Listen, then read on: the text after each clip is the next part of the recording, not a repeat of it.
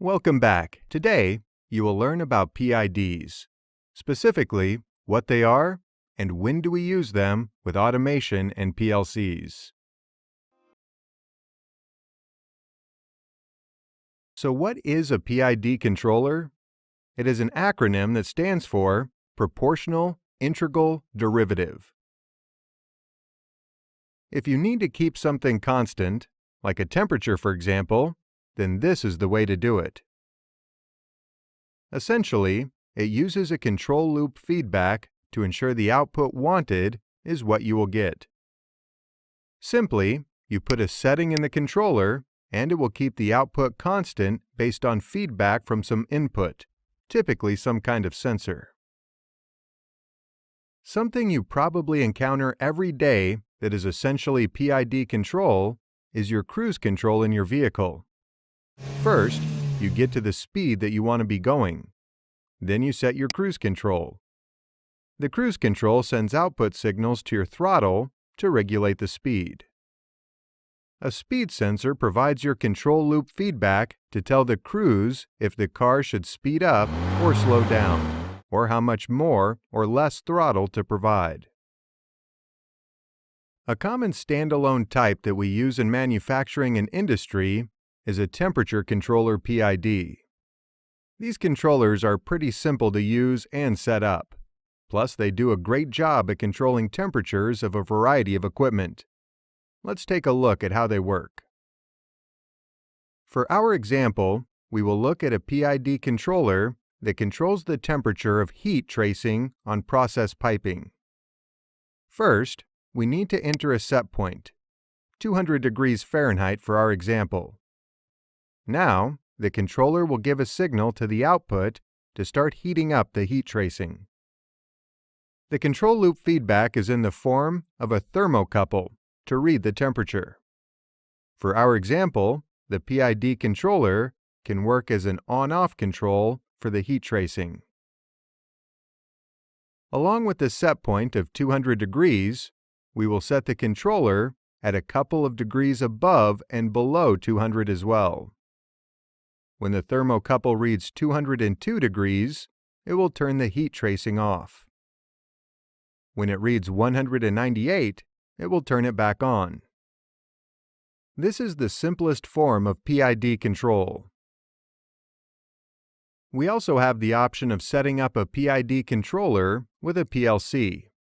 Instead of the standalone unit, we can use the input and output cards already on our PLC.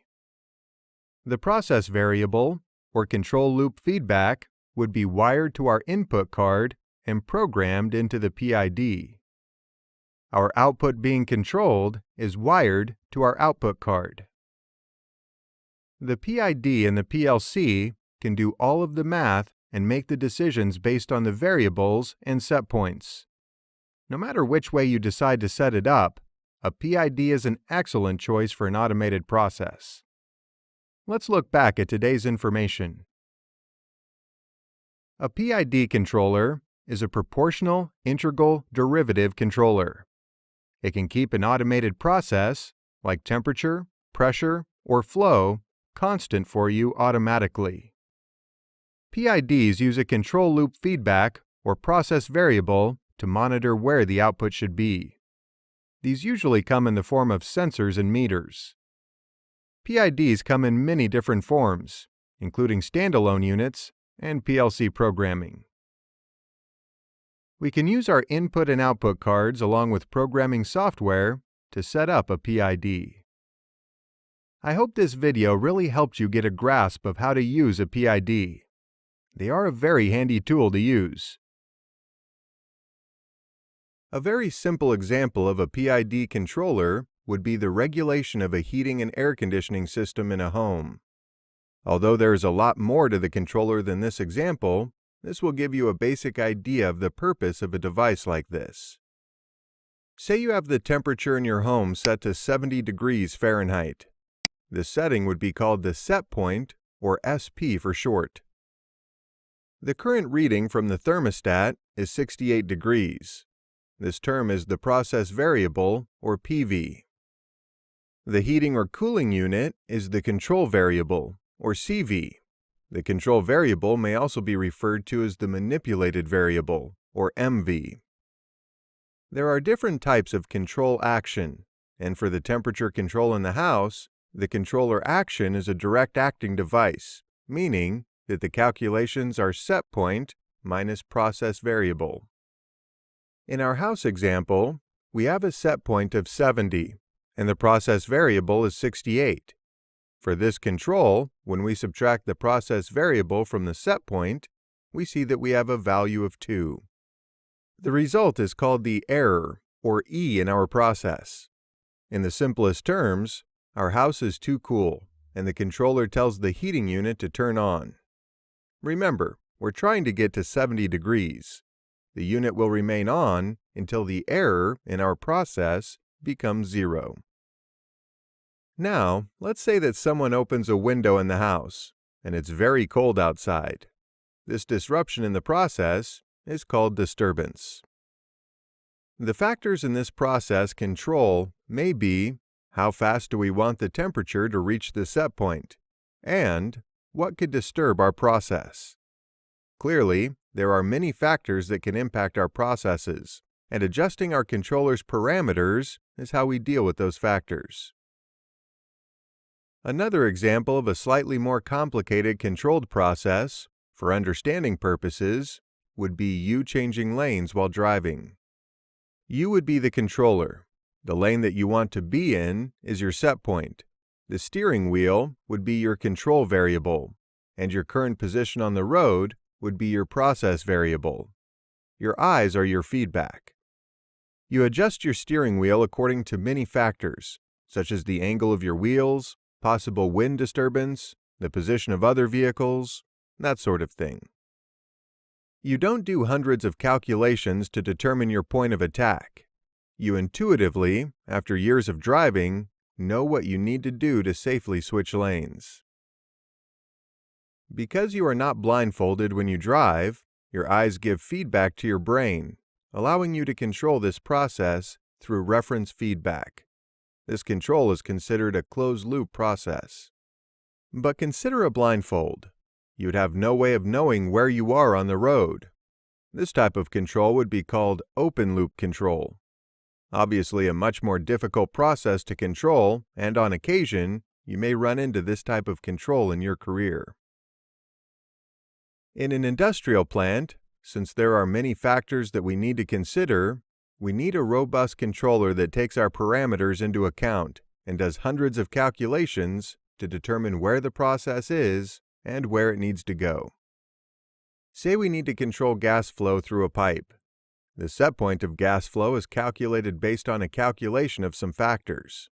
This set point can change at any time based on the parameters used in the calculation. We will control this flow based on a modulating valve. In this case, the more open the valve, the more gas allowed to flow. The requested position of the valve is our control variable. Downstream of this modulating valve, we have a flow meter that will measure the gas flowing through the pipe. This is our feedback, or our process variable. In this example, we are going to use a PLC function block in order to control this process. Our PID block will be able to use the parameters we specify to determine the controller's reaction to our process. Let's take a step back and talk about the parameters that we will be adjusting for our control. First, the PID term, as stated earlier, stands for proportional, integral, and derivative. These parameters can be used individually or collectively, meaning you can have just a proportional controller, a proportional and integral, a proportional and derivative, or of course, a proportional, integral, and derivative controller. Each of these parameters is enabled and adjusted individually, and each controller type would be used for specific purposes, each parameter having a specific impact on the way the controller functions. To sum it all up, we, as control engineers, need to control processes, and in order to do that, we use devices available to us in order to facilitate that function. The standalone and integrated PID controller is the most widely used device for that purpose. In our next video, we will get into the nitty-gritty of how to adjust the parameters of our controller. This is often referred to as tuning the loop. Head on over and see how it's done. In automation programming, we are often required to program a control loop for a given process to control temperature, pressure, flow rate, etc. This requires a target set point with a controlled feedback process variable. A PID process loop controller is designed to generate an output that causes some corrective effort to be applied to a process so as to drive a measurable process variable towards the desired set point value. The controller uses an actuator to affect the process and a sensor to measure the results.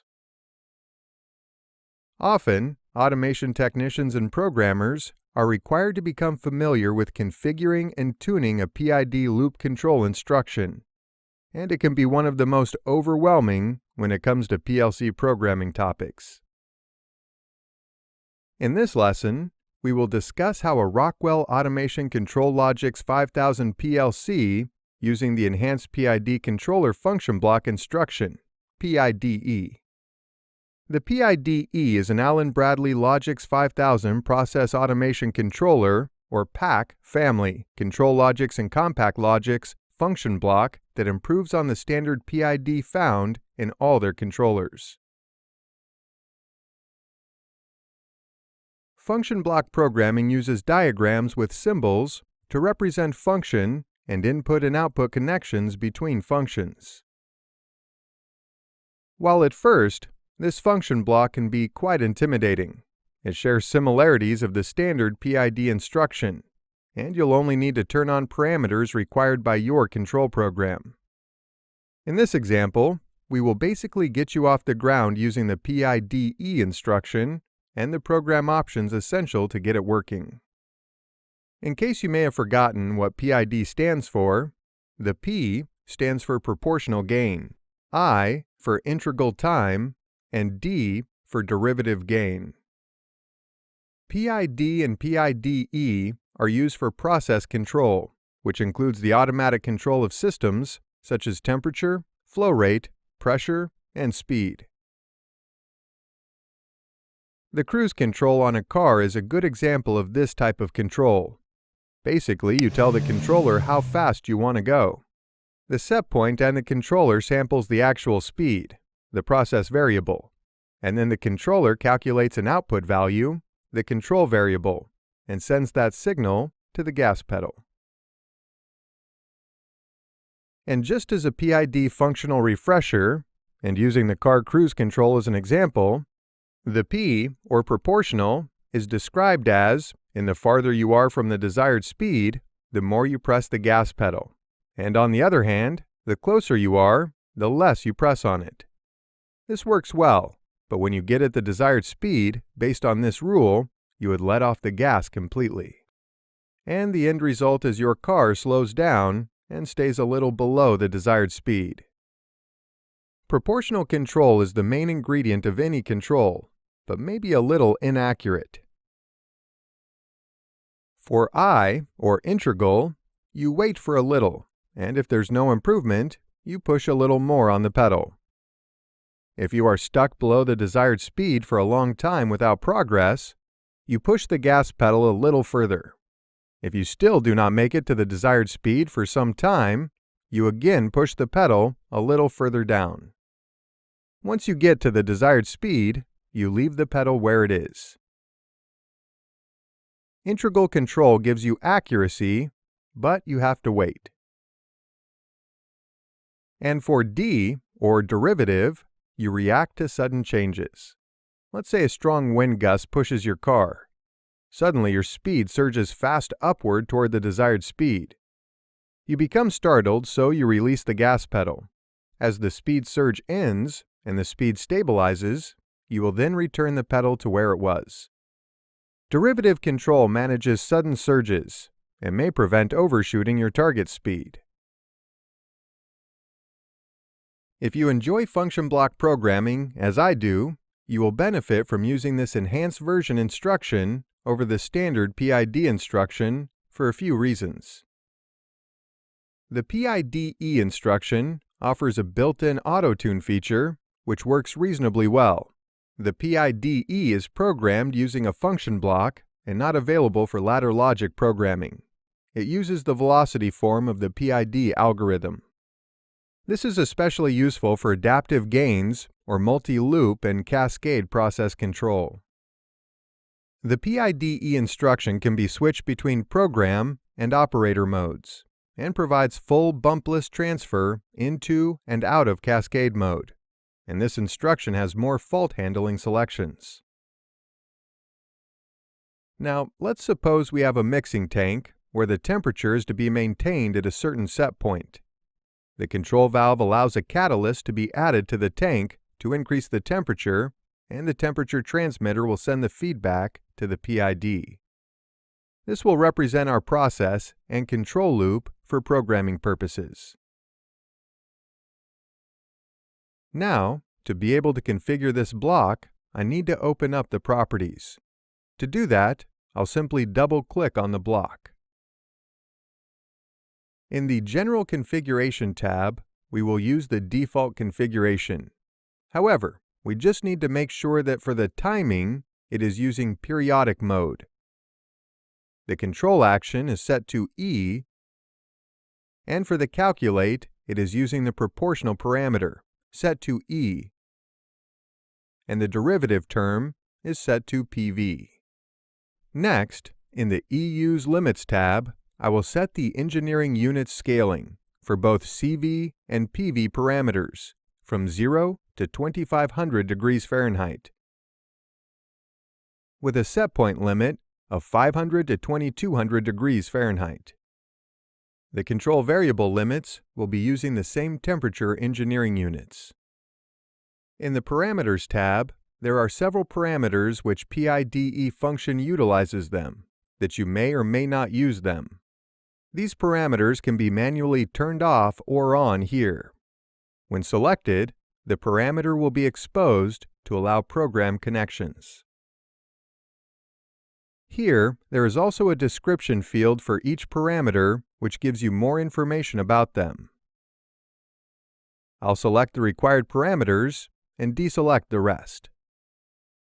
Next, I'll hit OK to save the configuration. You can see the required parameters I've selected in the PIDE block here. After the PIDE function block is configured, we can begin to add program control input and output reference tags to adjust the PIDE block performance. The main input references are the temperature PV, or process variable, which is a feedback from temperature transmitter, the SP prog, or program set point, which is defined by the operator on the HMI, and the CVEU, or control value and engineering units output, to control the heat in the tank by opening or closing the control valve. Other inputs added are inputs for controlling the set point high and low limits, the maximum and minimum engineering units, and auto manual control to allow for direct manual control of the catalyst control valve. The CV manual input reference value will be used for the manual control when auto manual is turned off. The PIDE will need to be tuned, and we have to set the tuning parameters P gain to 1, I gain to 0.5, and D gain to 0 to a recommended starting point. PID tuning can be tricky, so I recommend reviewing procedures for this technique. The standard reference for PID tuning seems to be the Ziegler-Nichols tuning rules. This concludes the video.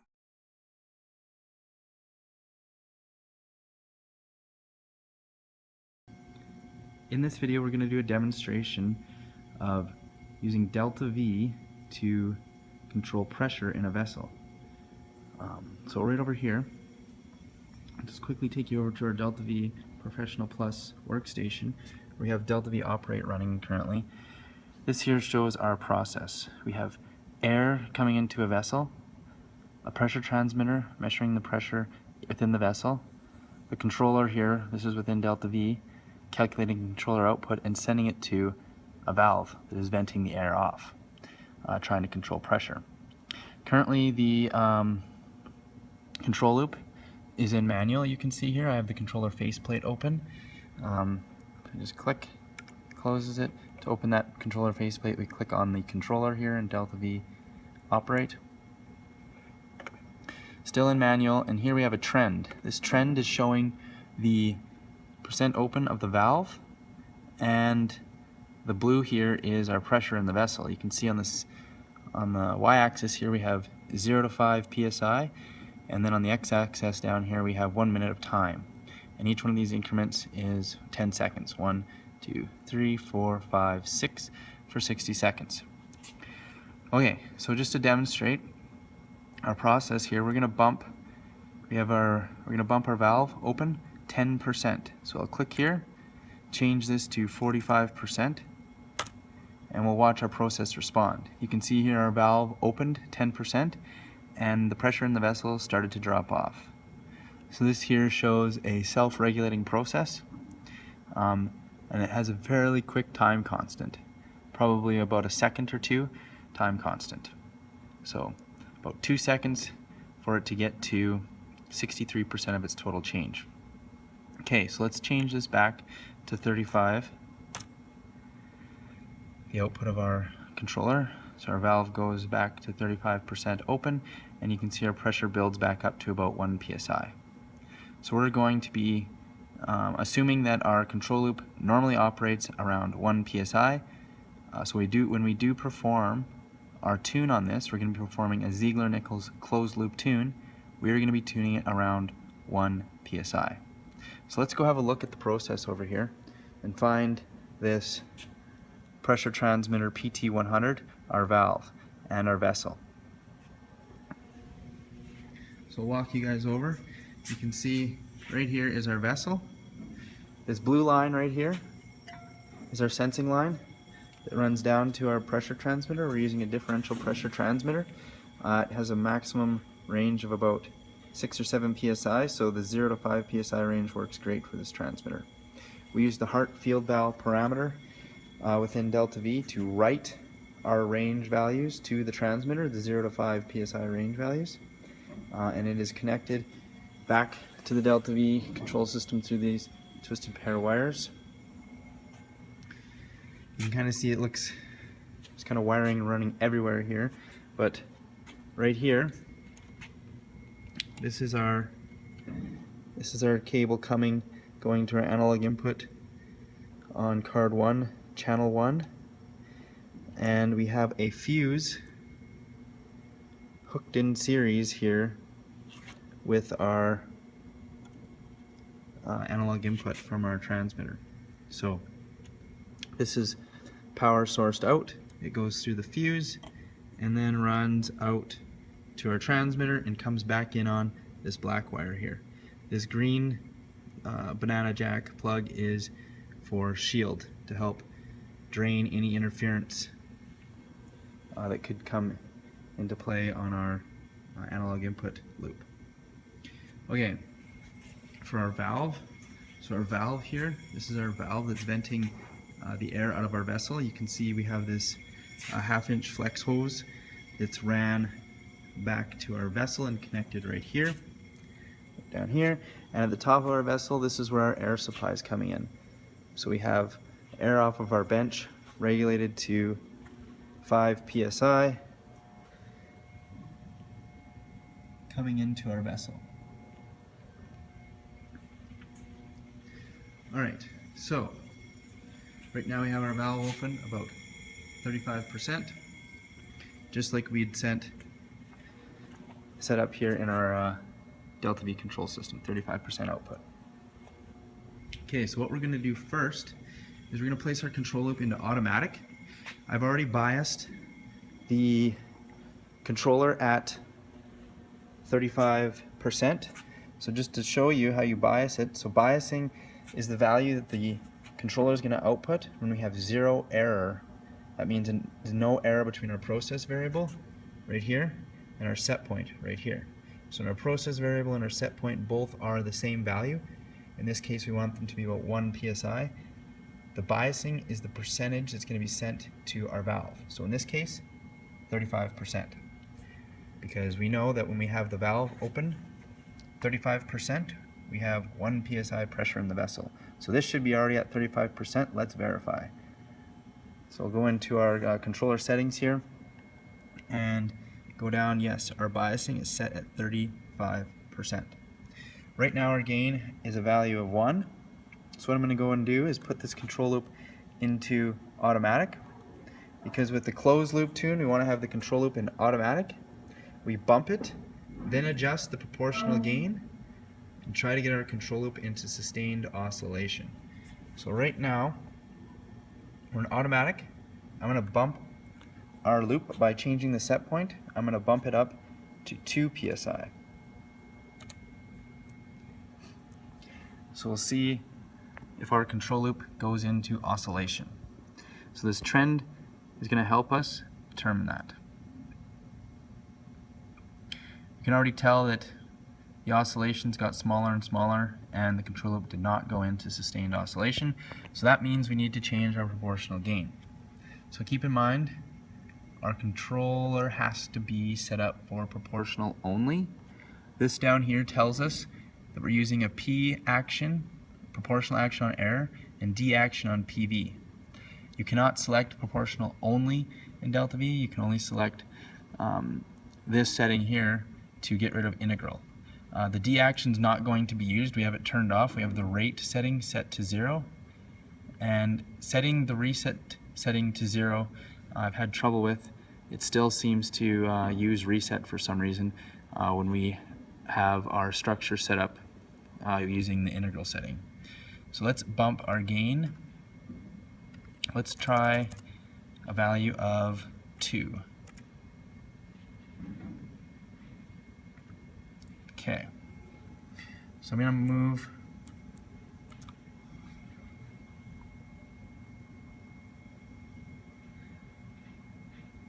I'm going to bump our set point back down to 1 psi. You can see our control loop is oscillating more this time.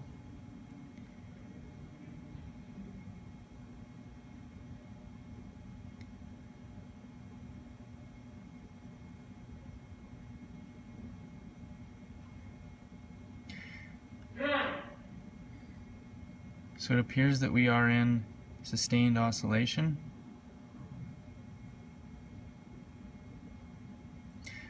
So that means that our ultimate gain for this control loop is going to be a value of 2.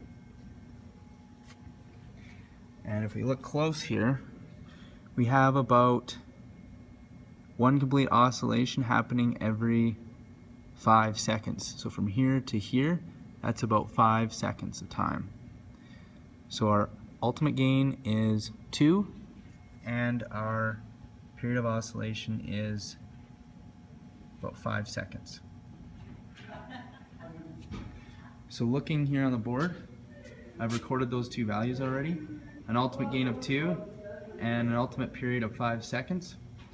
So using the Ziegler-Nichols formulas to calculate our gain value, our proportional gain value, and our period of our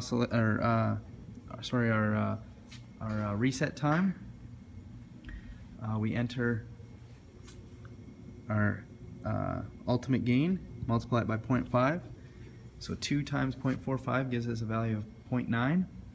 And for our reset value, we take our period of oscillation and divide it by 1.2. So 5 seconds divided by 1.2 gives us a value of 4 seconds per repeat. So these two values, we can go ahead and enter them into our delta V controller, and we will need to change our controller to have a reset setting, and then we can see how our controller responds. It should be close to quarter amplitude decay. That's the goal of the Ziegler-Nichols tune. So to do that, we click down here again on our detail button for our controller, and you can see our tuning parameters down here. Our gain, we're going to change to 0.9, and our reset, we're going to change to a value of 4. And to change our structure down here, we actually have to go into Control Studio. So open Control Studio, double click on our PID block, and our parameters should now appear, and we're going to be looking for that structure parameter. So press S. There it is right there. I'll double click on the parameter, and we want to change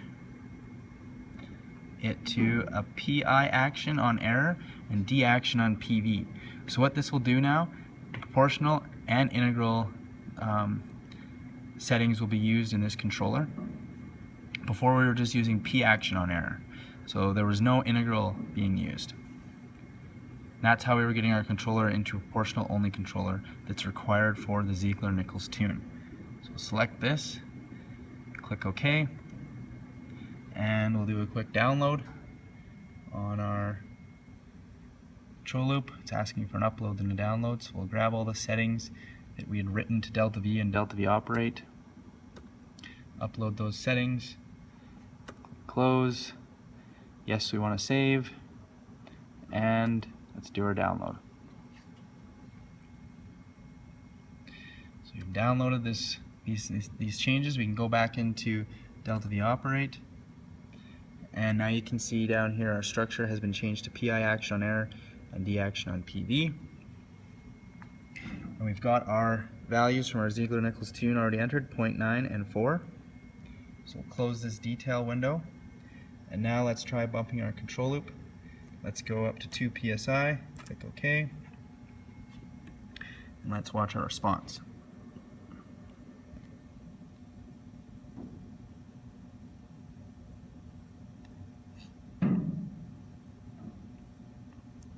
So you can see it somewhat has a slight overshoot, not quite quarter amplitude decay. We might need to increase our gain a little bit if we wanted to have a quarter amplitude decay, but it tuned the loop quite well. We'll just drop back down to 1 psi where we would normally control. You can see we have no offset because we're using the integral setting, so our process variable right here, 2, matches our set point of 2. Let's double click and change our set point back to 1, and watch how our control loop responds.